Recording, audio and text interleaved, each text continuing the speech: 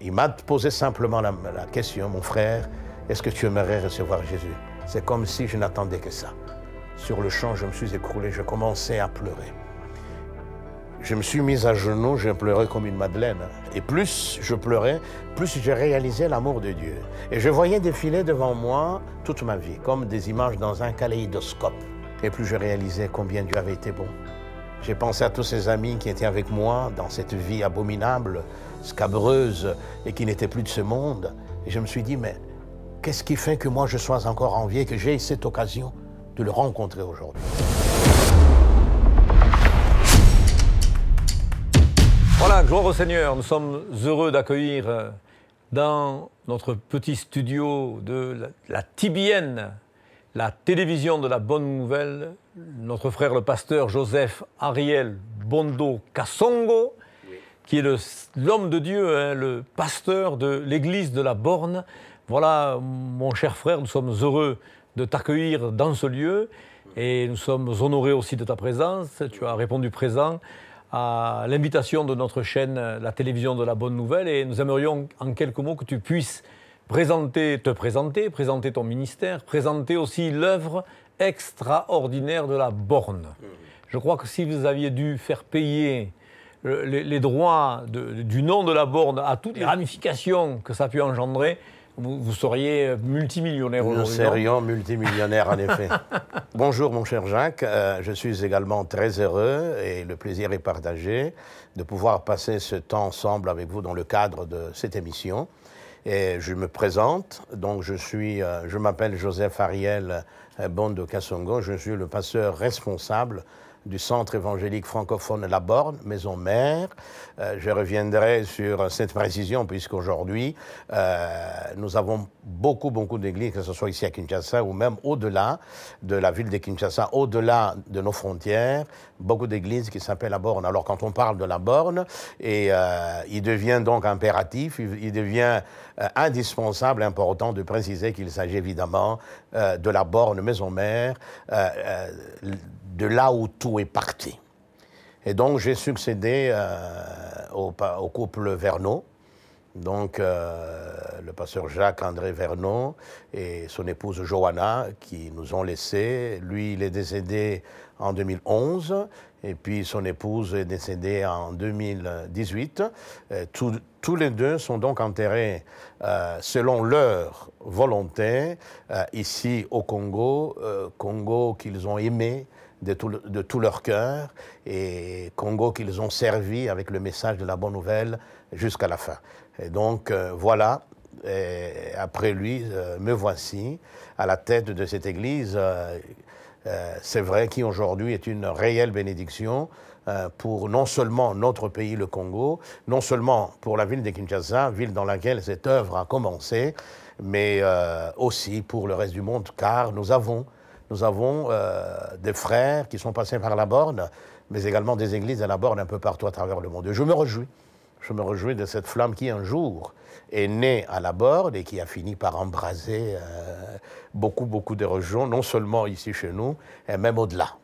L'historique ou la genèse de l'église à La Borne est une illustration extraordinaire de la manière dont le Seigneur conduit les choses.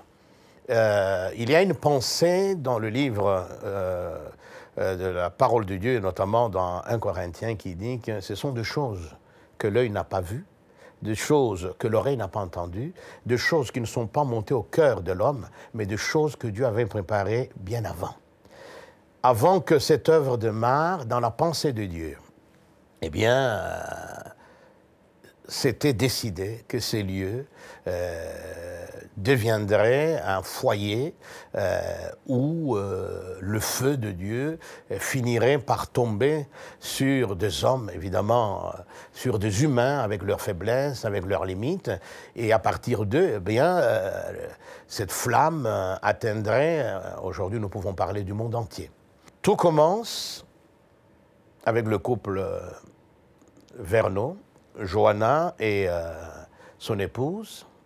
Ils étaient ici commissionnaires, Évidemment, en tant que missionnaire, le pasteur Verneau donc, passait dans les églises de la ville. À l'époque, je crois qu'il n'y avait pas d'église francophone, ou alors, rares sont les églises qui avaient un culte francophone. Mais c'était surtout des cultes lingalaphone, c'est la langue qui est parlée ici à Kinshasa. Et en allant visiter les églises, il se trouve qu'il est passé dans une de nos églises, qui se trouve dans la commune de Kinshasa, l'église dirigée par le pasteur Kelani, qui est toujours là, qui a plus de presque 90 ans, 90 ans. Et le pasteur était accompagné de sa fille, Liliane Verneau, qui devait prêcher ce jour-là. Je ne sais pas, était-ce un dimanche, mais enfin, peu importe. Et donc, on a demandé au pasteur qui recevait le couple Verneau s'il y avait quelqu'un qui pouvait interpréter. Alors, il se trouve qu'il y avait dans la salle une sœur, Mme Alphonsine Boli, qui venait de se convertir à l'Équateur, où il avait été rendre visite à sa famille, en Bandaka, qui était donc le chef-lieu de la province de l'Équateur autrefois. Et quand elle revient ici, après ses vacances, elle cherche une église. Eh bien, il se trouve qu'elle a été conduite, consciemment ou inconsciemment, peu importe, à l'église du pasteur Kelani. Il se trouve que ce jour-là, elle était là. Et c'est donc vers elle que le pasteur Kelani s'est tourné pour lui demander d'interpréter. Et c'est comme ça que maman Alphonsine, qui était donc mariée à un général à l'époque, est entrée en contact avec le couple Verneau. Et depuis, ils ont gardé de bons rapports. Et ces rapports ont été encore... se sont développés davantage lorsque elle, qui habitait à Upen, toujours en Binza, et eux, ils habitaient ma campagne, sur Allée Verte, c'est pas très loin, et donc ils ont commencé à se fréquenter. Et puis le pasteur a à un moment manifesté le désir d'avoir des réunions, et elle a dit, vous pouvez venir chez moi. Évidemment, il avait une très très grande maison, et ils ont commencé à se rassembler chez elle, dans le bureau de son mari qui était général. À un moment, son mari en avait jusque-là, parce qu'il se réunissait dans son bureau. Alors elle dit, mon mari m'a dit, mais écoutez, moi je suis quand même général, et donc il y a la sécurité de l'État, enfin il y a beaucoup de choses, et tout ça dont il n'était pas content. Et puis, maman Alphonsine propose au pasteur Verneau, il dit, écoutez, nous avons une affaire qui ne tourne plus. C'était un bar, restaurant, on avait déjà un lieu de plaisance, mais maintenant, il n'y a plus rien, le restaurant ne tourne plus, etc. Je vais demander à mon mari si on ne peut pas aller nous rassembler dans ces lieux-là. Elle pose le problème à son mari accepte tout de suite, car pour lui, c'était un débarras. Une délivrance. Une délivrance, voilà. Et c'est comme ça qu'ils sont arrivés à la Borne, qui autrefois était un hôtel-restaurant, et il y a 2 ou 3 ans, dans les brols qu'il y avait, dans une remise où il y avait beaucoup, alors qu'on agrandissait l'église, je suis tombé sur la pancarte. Ils étaient prêts à la jeter. Je dis, mais ça, c'est une valeur historique extraordinaire. La pancarte qui est ici. Qui est ici présent, hôtel, restaurant La Borne, avec le numéro de téléphone qui est affiché. Et donc, voilà comment ils sont arrivés là-bas. Et ils étaient à 5 au départ. Le couple Verneau, un couple, elle m'a dit, de Centrafricains, et puis elle, Mme Alphonsine. Et donc c'est comme ça qu'ils ont commencé à prier. Le pasteur faisait des études bibliques, il se réunissait, je crois, 2 fois, le mardi ou le vendredi, etc. Et puis, petit à petit, de bouche à oreille, chacun qui fréquentait ce groupe a commencé à inviter des amis, etc. Et donc, c'est comme ça que l'Église, ou du moins la mayonnaise spirituelle, a pris. Et voilà comment cette œuvre a commencé timidement. En 1984, le pasteur demande à Mme Alphonsine, le pasteur Verneau, est-ce qu'il n'y aurait pas moyen d'acheter ce bâtiment? Il dit, écoutez, moi, je ne peux rien dire, je dois aller demander à mon mari. Voilà. Et puis le mari dit, mais écoutez, moi, je ne peux rien faire, il faut demander à maman Francisca, qui était la sœur du maréchal Mobutu. Vous vous rendez compte? Ouais. Jusqu'où on va, là? Voilà. Là, ça monte, hein? Ça monte. C'est que l'œil n'a pas vu. C'est que l'oreille n'a pas entendu. C'est qui n'est pas monté au cœur de l'homme. Même l'architecte qui avait prévu tout ça ne pouvait pas s'imaginer qu'il était un simple outil entre les mains du Seigneur pour préparer ces lieux qui allaient plus tard accueillir la présence et la gloire du Messie d'Israël. Alors, le mari dit, écoutez, moi je vais demander à maman Francisca, qui elle dit, écoutez, enfin, je vous passe un peu les détails, qui va accepter. Maintenant, il faut trouver l'argent. Entre-temps, un missionnaire qui nous a beaucoup aidés, le pasteur Clendennen, enfin, il n'était pas missionnaire, il était pasteur aux États-Unis, il est venu par ici, et le pasteur Verneau lui a expliqué, écoutez, nous nous réunissons là-bas, il y a possibilité de racheter. Ah bon? Alors, le pasteur Clendennen lui dit, écoutez, nous allons avoir, je crois, une convention de Pentecôte, je crois qu'il était du Texas, et ça serait bien que vous veniez et que vous nous présentiez le projet. Et c'est comme ça que le couple Verneau, avec Mme Alphonsine Boli, sont partis aux États-Unis. Ils ont eu l'occasion de présenter le projet.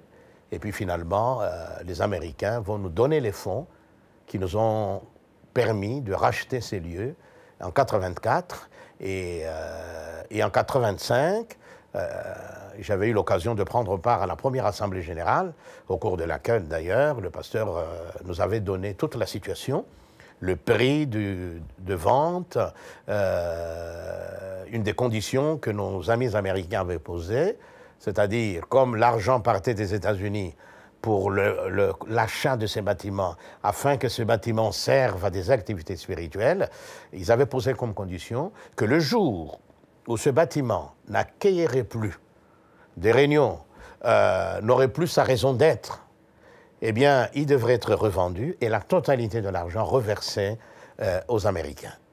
Ce qui n'est jamais arrivé. Non, heureusement d'ailleurs. Heureusement d'ailleurs. Et puis, moi, j'arrive, décembre 84, alors que j'ai travaillé en aviation à Air Zahir, j'arrive dans cette église pour la toute première fois.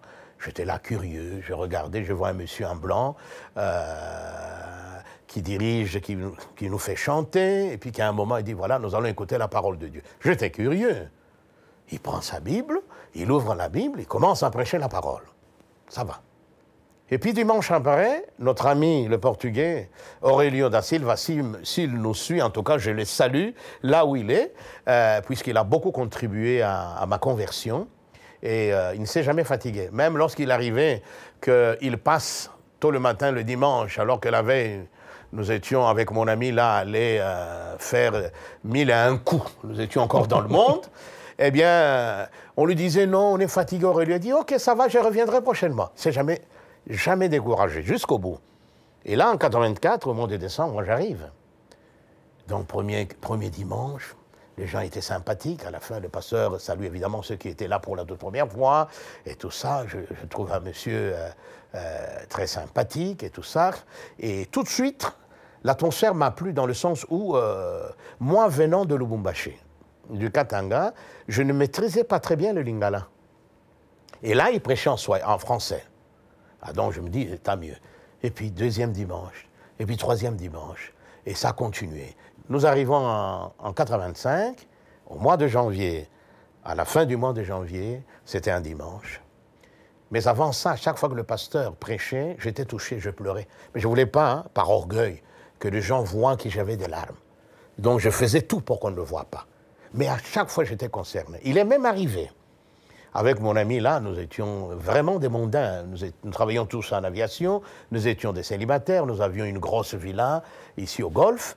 Et il est arrivé que le pasteur, dans sa prédication, dénonce des choses que nous avions fait tout au long de la semaine ou même la veille. Alors je me souviens une fois, je me suis tourné vers mon ami qui est décédé il n'y a pas longtemps, Willy Zorino. Et j'ai dit, Willy, notre ami le Portugais n'est pas sérieux. Il va raconter à son pasteur tout ce que nous faisons. Alors qu'en réalité, c'était l'Esprit de Dieu.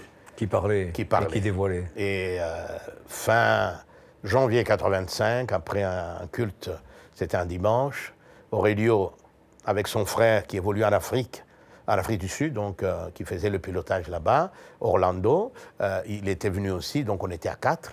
Ils sont passés nous déposer à la maison, et c'est là, il m'a posé simplement la question, mon frère, est-ce que tu aimerais recevoir Jésus? C'est comme si je n'attendais que ça. Sur le champ, je me suis écroulé, je commençais à pleurer.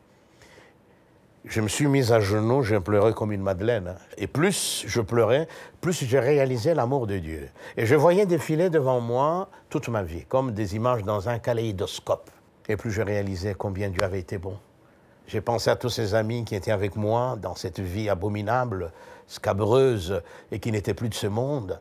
Et je me suis dit, mais qu'est-ce qui fait que moi je sois encore en vie et que j'ai cette occasion de le rencontrer aujourd'hui? Et à partir de ce moment-là, quand je me suis relevé, Aurélio m'embrassait, son frère Orlando m'embrassait, eh bien, c'était un nouvel homme. Voilà comment ma marche avec le Seigneur a commencé à la borne, et quelques mois plus tard, au mois d'avril, il y eut des baptêmes. Et à cette occasion-là, le pasteur instaura le système de cahiers pour les futurs candidats au baptême.